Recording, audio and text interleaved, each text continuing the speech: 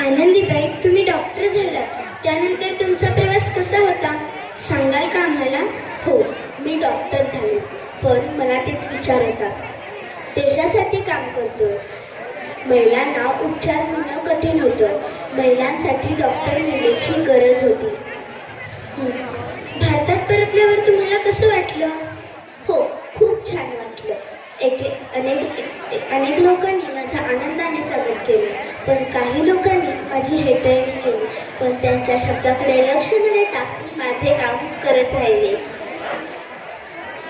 खरं तुमचा हा प्रवास अजिबात सोपा नव्हता.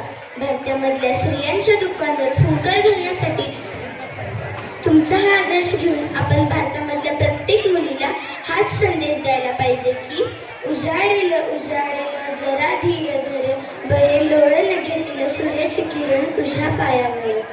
मुलींनो, तुमच्या आयुष्यात किती जरी संकटे आली तरीही शिक्षणाची कास सोडू नका.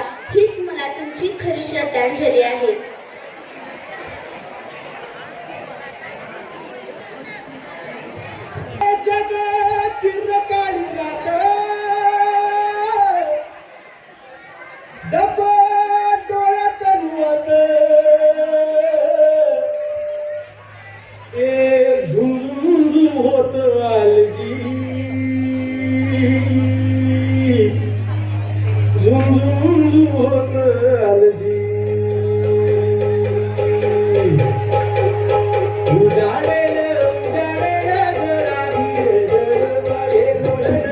सूरज किरण तुझ्या पायावर